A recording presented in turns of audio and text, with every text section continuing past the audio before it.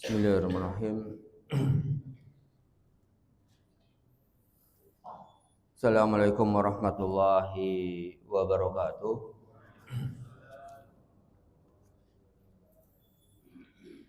Alhamdulillah. Alhamdulillahirabbil alamin. Nahmaduhu wa nasta'inuhu wa nastaghfiruh. Wa na'udzu billahi min shururi anfusina wa min sayyiati a'malina. May yahdihillahu fala mudilla lahu wa man yudlil fala hadiya lahu. Asyhadu an la ilaha illallah wahdahu la syarika lah wa asyhadu anna Muhammadan abduhu wa rasuluh. Wassalatu wassalamu ala Rasulillah wa ala alihi wa sahbihi wa man tabi'ahum bi ihsanin ila yaumiddin. Amma ba'd, fa inna asdaqal hadis kitabullah wa khairal hadi hadi Muhammad sallallahu alaihi wasallam wa syarrul umuri muhdatsatuha wa kullu muhdatsatin bid'ah wa kullu bid'atin dhalalah wa kullu dhalalatin finnar. Amma ba'd, alhamdulillah kita banyakkan puji dan syukur kita kepada Allah Subhanahu wa taala yang mana pada pagi hari ini kita bisa hadir dalam Raudhatin min Riyadil Jannah, dari kebun-kebun di surga, yakni majelis ilmu. Ini merupakan nikmat yang Allah berikan kepada kita, karena tidak semua kaum muslimin mempunyai niat atau diberi karunia oleh Allah Subhanahu wa taala untuk bisa hadir di majelis ilmu. Jadi tidak semua saudara-saudara kita hadir di majelis ilmu dan mempunyai kesempatan atau waktu, kesehatan untuk bisa menghadirinya. Sehingga ini merupakan ibadah yang sangat besar di sisi Allah Subhanahu wa taala dan merupakan pelaksanaan dari kewajiban kita untuk menuntut ilmu. Jadi menuntut ilmu itu sama dengan kewajiban-kewajiban yang lainnya. Salat, puasa, haji. Karena perintah Allah yang pertama apa? Iqra. Bacalah. Belajarlah. Ini berarti kan perintah yang terus-menerus menggunakan fi'il amr, kata perintah yang sama dengan dirikanlah salat, berpuasa, sehingga merupakan ibadah yang sangat besar nilainya di sisi Allah Subhanahu wa taala. Apalagi kita pada pagi hari ini kita bersama-sama mentadaburi ayat-ayat Allah Subhanahu wa taala di dalam ayat qauliyahnya, yakni dalam surat Abasa yang merupakan surat Makkiyah dan mempelajari Al-Quran ini merupakan min asrafil ulum, dari ilmu yang paling mulia, karena kita berusaha memahami firman Allah Subhanahu wa taala untuk kemudian berusaha mengamalkannya. Jadi sebagaimana yang senantiasa disampaikan, tidak mungkin kita mengamalkan Al-Quran kalau tidak memahaminya. Jadi tidak mungkin Kiai Haji Ahmad Dahlan itu membuat jam'iyah Muhammadiyah kalau beliau tidak memahami Al-Quran, tidak memahami surat Al-Ma'un. Jadi nggak mungkin. Sehingga semua peradaban Islam ini berawal dari memahami Al-Quran. Karena tidak bisa kita mengamalkan Al-Quran tanpa memahaminya. Tidak bisa kita memahami Al-Quran tanpa mempelajarinya. Tanpa mempelajarinya, nggak mungkin kita ngerti isi Al-Quran kan kalau tidak mempelajarinya, ya. Apalagi tidak bisa membacanya. Ini suatu hal yang harus kita pahami, ya, bahwa peradaban Islam ini muncul dari memahami Al-Quran.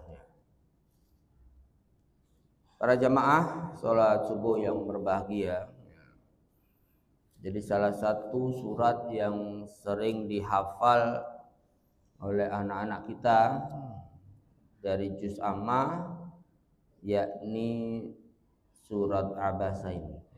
Merupakan surat Makkiyah yang terdiri dari 41 ayat. Ya. A'udzu billahi minasyaitonir rajim. Bismillahirrahmanirrahim. Abasa wa tawalla an ja'ahul a'ma wa ma yudrika la'allahu yazakka aw yadzakkaru fatanfa'ahu dzikra. Atau dalam qiraah lain aw yadzakkaru fatanfa'ahu dzikra. Jadi bisa fatanfa'ahu dzikra atau fatanfa'uhu dzikra.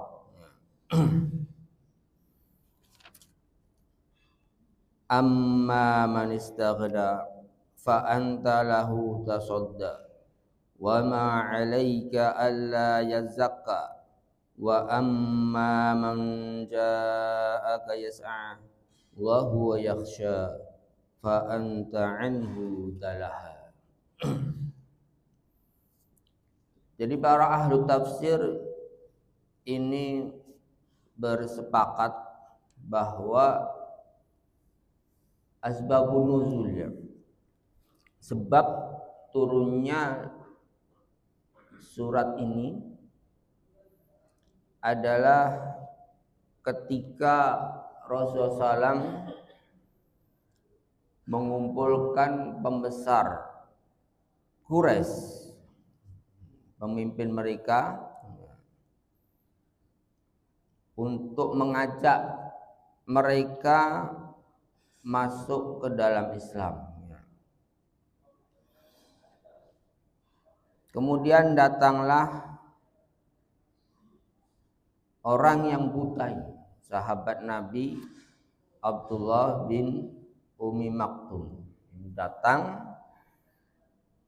Jadi ketika Rasulullah SAW sedang semangatnya, giatnya untuk mendakwai mereka, datanglah Abdullah bin Ummi Maktum datang kepada Rasulullah SAW, karena beliau tidak melihat, ya namanya orang buta, tidak melihat kalau Rasulullah SAW itu sedang sibuk untuk mendakwai pemimpin-pemimpin Quraisy.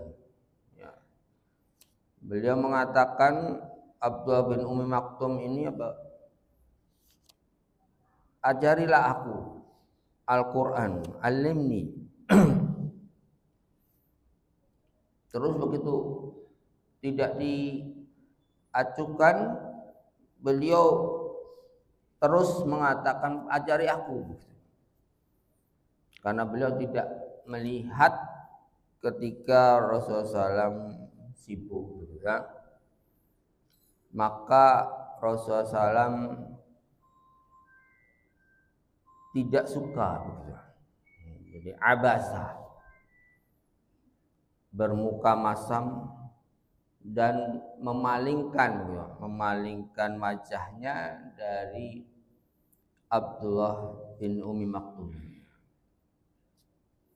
Maka kemudian turunlah teguran Allah Subhanahu wa taala dengan surat ini.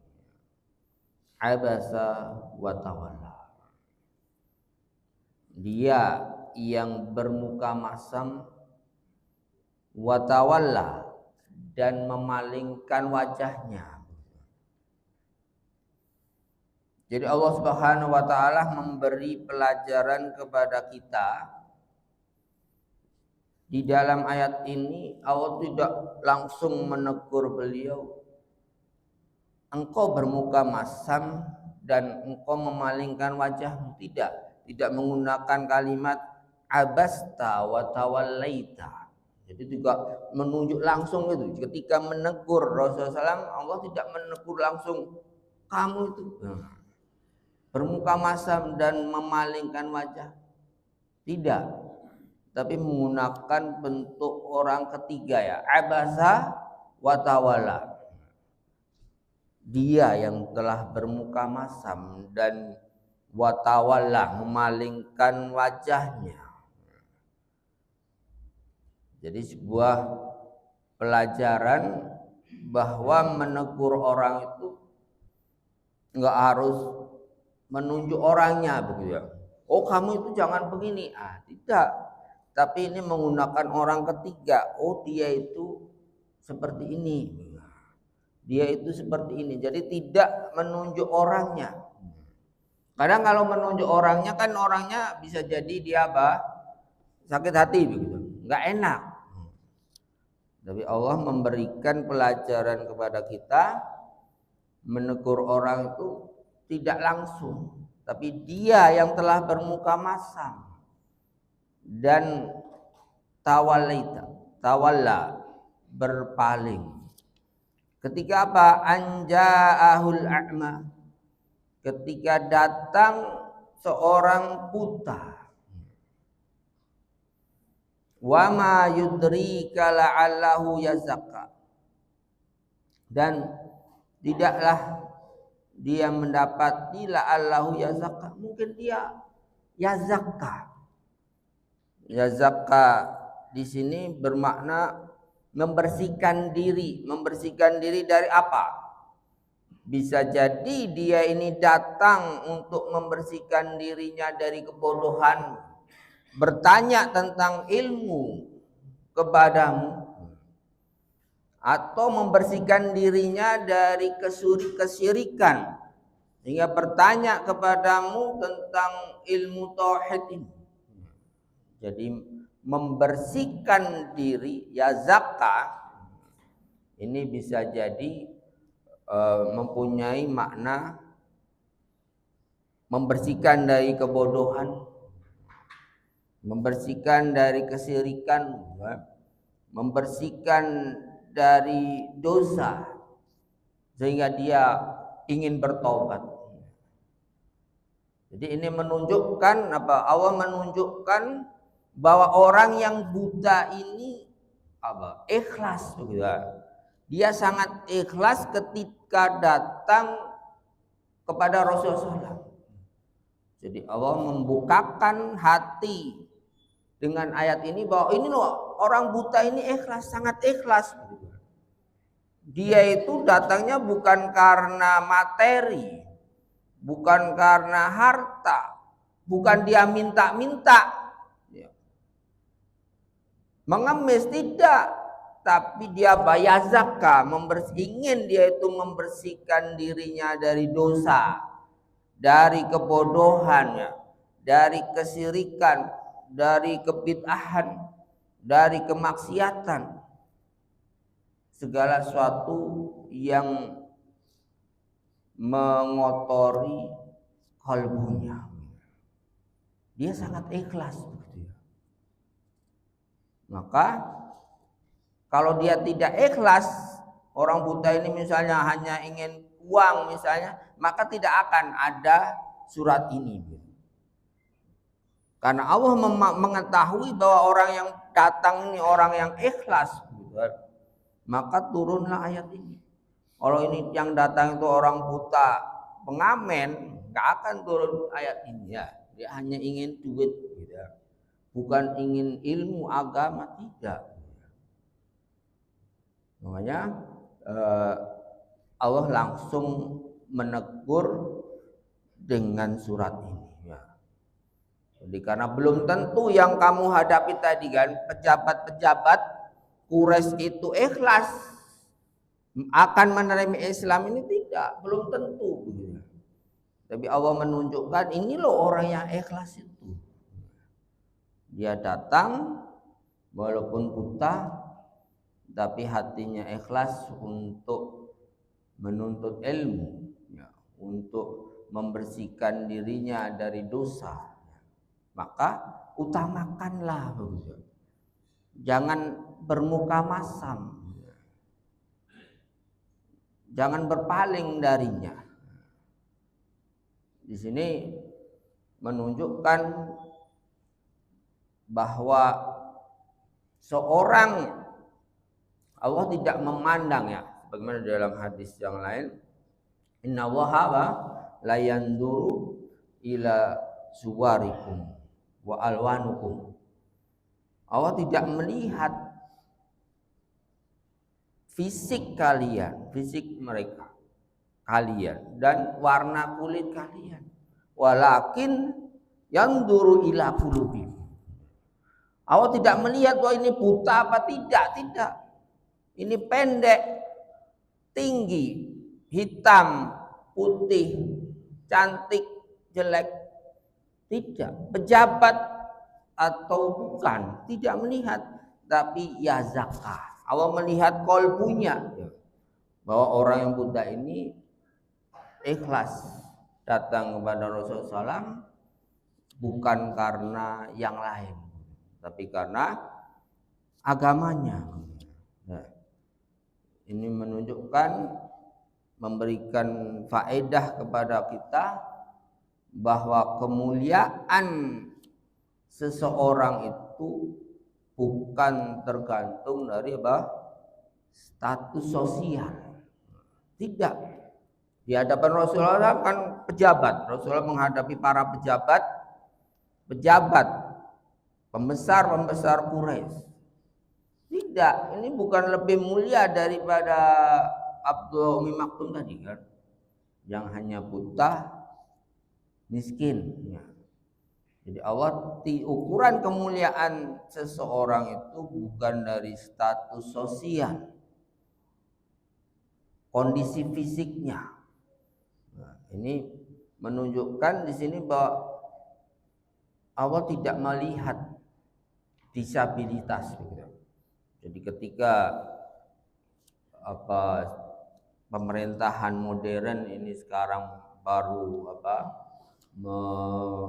memuliakan disabilitas, orang yang cacat dengan jalan-jalan ya, khusus orang buta, khusus orang yang pakai kursi roda. Ini Allah sudah mengajarkan 1400 48 tahun yang lalu bahwa orang disabilitas, orang cacat ini bisa lebih mulia dari orang yang punya jabatan, dari seorang presiden misalnya, dari seorang menteri. Ini lebih mulia ketika apa? Keikhlasan dan kesiapan dalam menerima hidayah. Ya. Jadi tergantung kolbunya. Jadi ini seperti yang disebutkan oleh Ibnu Ashur dalam kitabnya, beliau mengatakan bahwa ukuran kemuliaan di sisi Allah itu bukan status sosial, tapi keikhlasan dan kesiapan dalam menerima hidayah. Jadi ini juga pelajaran bagi kita, para orang tua. Jadi ukuran dalam menerima seorang menantu ini adalah apa? Keikhlasan dan kesiapan seseorang dalam menerima Islam itu. Ya. Jadi kalau sholat ada nggak mau, ya, berarti nggak layak dia dijadikan menantu. Kenapa ya? Karena dia tidak siap untuk menerima agama ini. Karena urusan pernikahan itu kan sampai di akhirat ya, bukan hanya di dunia saja, membawa anak-anak kita sampai akhirat, bukan sebatas dunia. Sehingga itu pelajaran yang pertama, bahwa kemuliaan seseorang itu bukan tergantung dari warna kulit, status sosial, kemudian nasab, jabatan, dan yang lainnya. Sehingga Islam menegakkan kesetaraan manusia di hadapan kebenaran itu. Manusia setara di dalam kebenaran. Jadi tidak membeda-bedakan ini cacat apa tidak, ya ini kaya atau miskin, ini tidak. Kemudian yang kedua tadi, bahwa ketika kita menegur seseorang, jadi bagaimana menegur seseorang ini tidak langsung menunjuk kamu, kamu jangan begini, kamu jangan seperti ini, tapi menggunakan kata ketiga, menggunakan orang ketiga. Oh, dia itu tidak boleh melakukan seperti ini, bukan langsung kamu. Ini bisa tersinggung gitu kan kalau menggunakan bentuk kamu, tapi menggunakan bentuk yang ketiga. Kemudian Al-Imam At-Tabari juga menyebutkan dalam Jami'ul Bayan bahwa ayat ini juga menunjukkan larangan untuk meremehkan kaum yang lemah. Jadi Allah sangat mengecam secara tidak langsung melalui ayat ini, mengabaikan hak-hak orang yang lemah, baik orang yang du'afa, orang miskin, orang cacat, atau orang yang membutuhkan. Di ayat ini menunjukkan bahwa tidak boleh mengutamakan orang kaya dengan mengorbankan hak orang miskin di dalam dakwah, terutama di dalam agama ini ya. Tidak ada perbedaan status sosial di dalam dakwah. Kemudian ayat ini juga menunjukkan kepada kita bahwa kewajiban seorang dai ini adalah bersikap adil dan beradab. Jadi Al-Baghawi menyebutkan dalam Ma'alimut Tanzil bahwa ayat ini juga menunjukkan bahwa seorang dai itu harus menyamakan wajahnya, perhatiannya, dan adabnya kepada semua pencari kebenaran. Jadi tidak membeda-bedakan, tidak membeda-bedakan. Kemudian faedah yang keempat dia abasa wa tawalla. Jadi abasa itu kan apa? Perubahan warna wajah ya. Jadi perubahan wajah. Kemudian watawalla ya berpaling aja, dia tidak ingin melihat orang itu. Jadi perbuatan perubahan wajah karena tidak suka dan berpaling itu sudah merupakan dosa. Karena itu kan suatu perbuatan ya.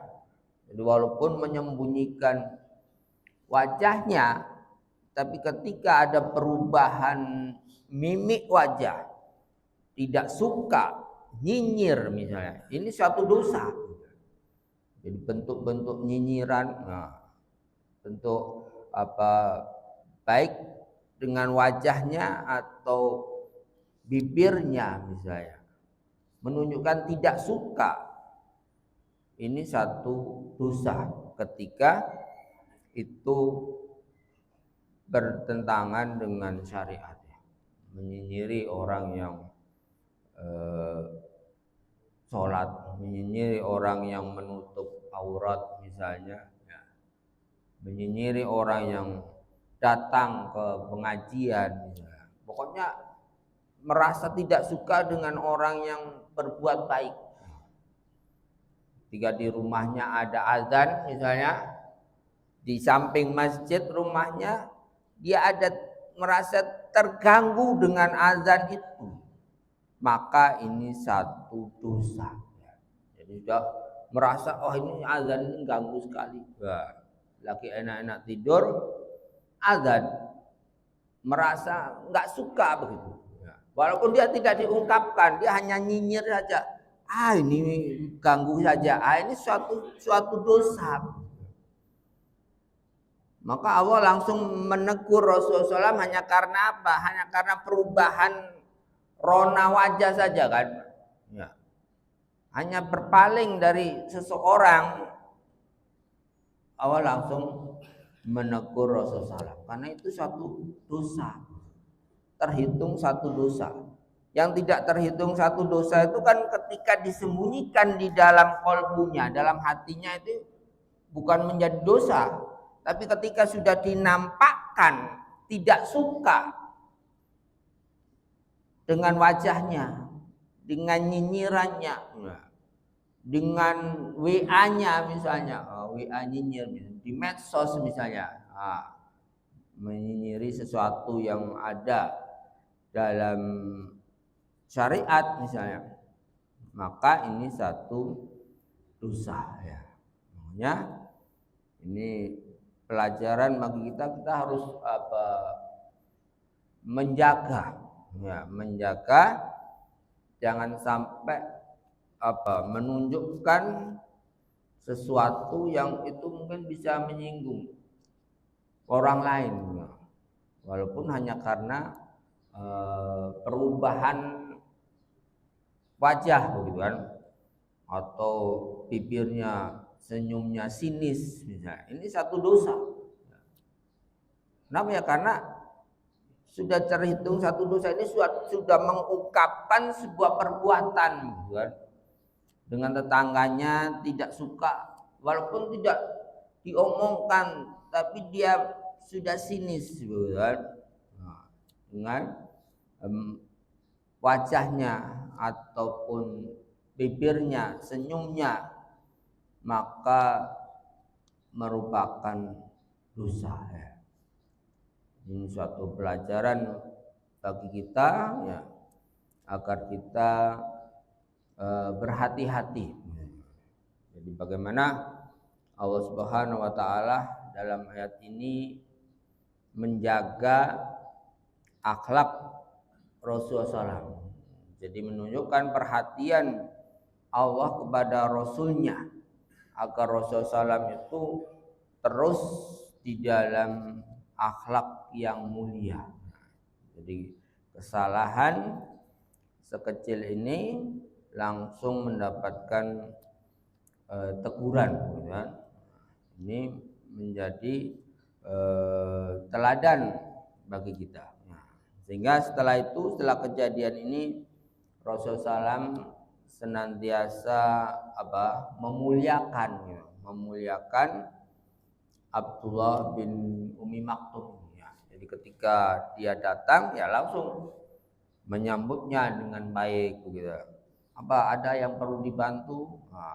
Jadi membalas dengan kebaikan. Ketika menyambut Abdullah bin Umi Maktum, karena dialah Rasulullah SAW ditegur oleh Allah Subhanahu wa taala ketika bersikap muka masam, ya. Au yadzakkaru fatanfa'ahu dzikra, atau dia itu yazakkar. Jadi baik dia yazakka atau yazakkar. Jadi ini menunjukkan kesungguhan, ya, Abdullah bin Umi Maktum ini, bahwa dia memang ingin menuntut ilmu. Jadi bukan hanya datang-datang aja tanpa tujuan. Dia ingin bertanya, ingin belajar kepada Rasulullah SAW, sehingga ini perlu dihargai. Jadi ayat ini menunjukkan bahwa seberapa banyak penuntut ilmu itu harus dihargai. Jadi menunjukkan bahwa majelis ilmu ini tidak didasarkan dari banyak atau tidaknya. Tapi ketika ini satu orang, ya, yang ikhlas menuntut ilmu, dia lebih baik dari 1000 orang yang dia niat datangnya itu, ya seperti kalau kita lihat ada tablik akbar itu kan. Kalau dalam tablik akbar itu niat orang kan macam-macam. Kadang ada yang nganterkan anaknya beli jajanan di sekitar masjid gitu kan. Ya, atau hanya ingin ketemu temannya, reuni dengan teman-temannya, atau ingin berbondong-bondong saja. Macam-macam. Maka tidak lebih mulia ketika seorang mengajar satu orang, tapi dia memang yazakka au yazakka. Dia memang ingin pandai, ingin belajar. Ini lebih mulia dari ratusan, tapi niatnya macam-macam. Niatnya bukan murni belajar, tapi ingin berwisata musim. Ya, ini menunjukkan pada kita bahwa kemuliaan satu majelis ilmu itu tidak ditentukan oleh banyak dan sedikitnya yang hadir. Ya seperti kalau di Masjid Nabawi itu kan banyak halaqah ilmu, ada Syekh ini ngajar fikih, ini ngajar akidah, ada ngajar Quran di berbagai sudut masjid itu jumlahnya macam-macam ya. Ada yang banyak, ada yang sedikit. Nah, seperti dulu kalau saya Atia yang dari Afrika itu, dia paling majelis ilmunya ya hanya dihadiri 6 orang ya satu. Sementara kalau saya Jabir Al-Jazairi, dia bisa ratusan ramai. Nah, begitu juga ada syekh-syekh yang lain sedikit, ada yang agak banyak. Nah, ini tidak menunjukkan bahwa seorang yang paling baik itu yang paling banyak, tidak. Semuanya sama, kan? Siapa yang benar-benar yang datang itu ya zakah atau ya zakat. Jadi ini satu orang buta, ini lebih baik dari rombongan pembesar Quraisy tadi yang menuntut ilmunya itu belum tentu ingin masuk Islam, tapi ini sudah jelas-jelas keinginannya itu memperbaiki dirinya, ingin tidak bodoh, ingin mencari ilmu. Ini lebih baik. Maka Allah menegur ya, karena bukan banyaknya orang yang hadir itu sebagai ukuran ya bahwa baik atau tidak yang hadir itu ya. Tapi niat yang ikhlas karena Allah untuk menuntut ilmu ya, ini lebih baik ya, walaupun satu orang ya, 2 orang ya, 3 orang ini tidak masalah gitu kan, karena yang penting adalah keikhlasan orang yang hadir. Fatang fa'ahu dzikra ya, bisa dzikra, peringatanmu, nasihatmu ini bisa jadi bermanfaat bagi orang yang ikhlas tadi ya. Tapi kalau datangnya niatnya itu bukannya zakka au ya zakaru, maka tidak akan ada fatan fa'ahu dzikra, tidak akan bermanfaat ilmunya. Kalau niat hadir dalam majelis ilmunya itu tidak ikhlas ya, tidak memang merasa bodoh atau merasa butuh dengan ilmu, ini nasihat yang didapatkan ya nggak akan bermanfaat gitu kan. Nah, jadi ceramah yang disampaikan tidak akan memberi faedah ketika dia kedatangannya itu niatnya bukan benar-benar ingin ya berilmu ya, ingin menuntut ilmu ya. Karena banyak yang seperti itu ya. Kemudian para jamaah sekalian,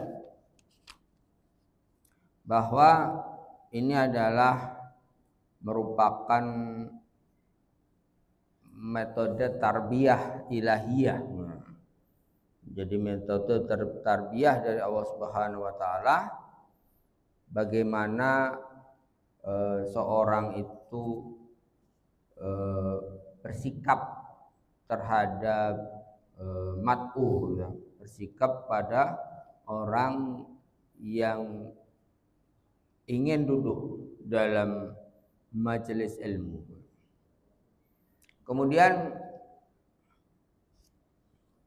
juga di dalam tarbiyah Islamiyah ini juga menunjukkan bahwa prinsip dari pendidikan itu adalah mengajarkan fikih prioritas. Jadi mana yang harus kita prioritaskan di dalam dakwah atau di dalam ibadah, ini yang harus diutamakan. Ya, seperti yang sering kita lihat ya, ketika nanti di bulan Ramadan misalnya. Jadi terkadang orang lebih mengutamakan sholat tarawih gitu kan, daripada sholat wajibnya, gitu kan, sholat maghribnya. Nah, ini yang sering kita lihat, sholat tarawihnya rame, padahal ini kan sholat sunnah, tapi sholat maghribnya sepi, gitu. Padahal sholat maghrib ini sholat wajib, sementara sholat tarawih ini sholat sunnah. Nah, ini yang sering kita temukan juga. Padahal kan yang lebih penting ya sholat maghribnya. Nah, atau kita lihat di masjid-masjid, pasti sholat duhur atau asar ini sepi ketika Ramadan. Nah, tapi sholat tarawihnya kok tetap ramai gitu kan. Nah, ini kan berarti salah, tidak ada memahami yang lebih utama itu yang mana, sholat tarawih atau sholat duhur dan asar. Sehingga kadang ada juga kasus dia banyak sholat malam, tapi sholat subuhnya ketiduran misalnya kan. Nah, ini berarti kan tidak tepat. Sholat malam ini sunnah, sholat subuhnya wajib. Jadi tidak tepat. Jadi makanya kita harus yang lebih utama dulu. Sehingga seorang sahabat mengatakan kepada Rasulullah SAW, ya Rasulullah, bagaimana Ara'aita, apakah pendapatmu jika saya sudah sholat 5 waktu, puasa Ramadan, ya,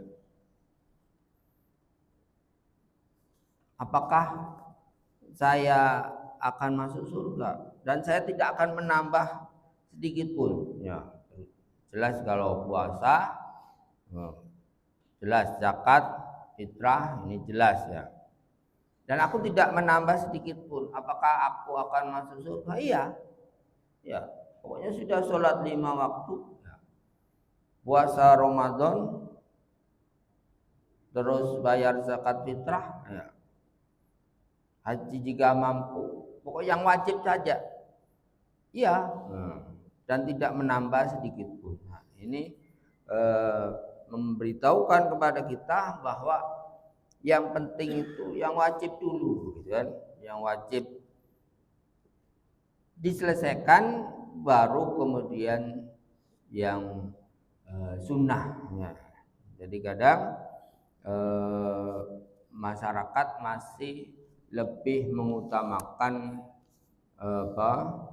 hal-hal yang sunnah, kemudian mengabaikan hal-hal yang wajib. Kemudian di dalam ayat ini juga disebutkan bahwa ya zakah, mensucikan diri, ini lebih utama daripada citra sosial.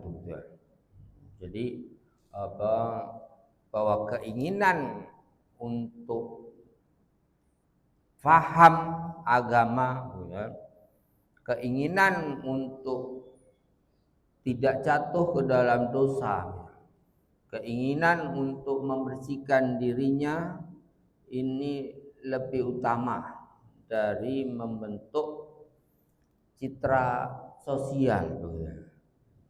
Jadi bahwa tazkiyatun nufus, ya, membersihkan diri, inilah sebenarnya tujuan utama dari pendidikan Islam.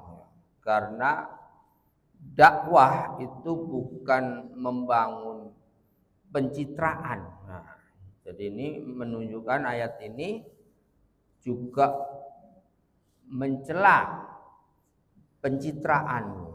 Jadi pencitraan ini satu hal yang buruk di dalam pendidikan. Kenapa? Karena itu kan hanya membangun citranya. Tapi niatnya dalam hatinya itu lebih seringnya tidak baik, busuk, gitu kan? Pencitraan. Jadi pencitraan itu tidak penting. Baik orang itu tahu kita jelek atau baik itu sebenarnya nggak penting. Yang penting kan seorang itu ingin menjadi apa? Seperti ini orang buta ini. Kalau menurut orang kan citranya tidak baik. Ya. Itu nggak penting. Orang itu membangun citranya tidak baik apa baik tidak penting. Tapi ya zakka, au ya zakkaro ini yang lebih penting. Dia ingin mensucikan dirinya, ya, atau dia ingin belajar, ini lebih penting daripada citra seorang buta ini di hadapan masyarakat. Ya. Jadi ini yang lebih penting. Ya. Jadi mensucikan diri, tazkiyatun nufus ini lebih utama daripada membangun citra diri kita. Ya. Jadi karena seperti pandangan orang terhadap diri kita itu kan ya macam-macam gitu kan. Ada yang suka, ada yang tidak suka, ada yang benci, ada yang senang, ada yang meremehkan kita, ada yang memuliakan kita. Ini ya macam-macam. Makanya kalau kita ingin citra kita ini harus baik terus di hadapan orang kan nggak mungkin juga. Nggak penting gitu kan. Citra kita di hadapan orang itu nggak penting. Yang penting kan citra kita di hadapan Allah. Ini yang lebih penting. Kolbu kita di hadapan Allah ini yang lebih penting. Gitu kan. Kalau citra di hadapan manusia ini nggak terlalu penting. Ya, karena orang itu macam-macam. Ya, nggak bisa orang itu harus suka dengan kita terus kan nggak ada. Oh, orang itu harus suka dengan saya. Harus tidak benci. Oh, ini kan tidak mungkin kita mengatur manusia, nggak mungkin. Makanya ayat ini menunjukkan bahwa pencitraan itu nggak penting, ya. Tapi seperti Khalifah Umar bin Abdul Aziz, bagaimana dia seorang khalifah, dia nggak butuh pencitraan, ya. Sehingga ketika pejabat dari luar negerinya ini datang mencari istananya Khalifah Umar bin Abdul Aziz itu mana? Ternyata didapati rumah yang paling jelek dari penduduknya itu. Nah, dan pakaiannya juga tidak bagus, ya, paling jelek dari rakyatnya.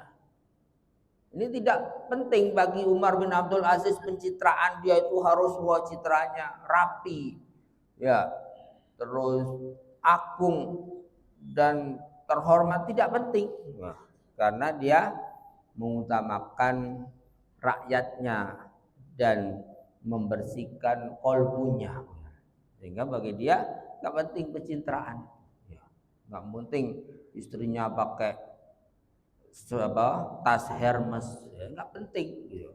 Pakai sepatu branded misalnya, ini nggak penting bagi Umar bin Abdul Aziz. Jadi pejabat yang mengutamakan pembersihan dirinya, ini nggak penting pencitraan. Ya. Kalau rakyat itu tahu dia seorang yang adil, ya, seorang yang baik, dia nggak penting pencitraan di media sosial, itu nggak penting, ya. Buat drama-drama pemberian bantuan itu nggak penting, ya. Ketika dia hatinya memang ikhlas bagi rakyatnya. Nah, ini yang bisa kita ambil dari ayat, ya, surat Abasa ini 1 sampai 4. Ya, mungkin demikian. Nah, para jamaah sekalian yang bisa kita sampaikan, ya, semoga bisa menjadikan pencerahan bagi kita dan kita bisa mengambil manfaat dari surat ini. Cukup ya. Ya, itu aja para jamaah sekalian. Kita tutup dulu. Naktabi biadza. Subhanahu wa bihamdika asyhadu an la ilaha illa anta astaghfiruka wa atubu ilaik. Assalamualaikum.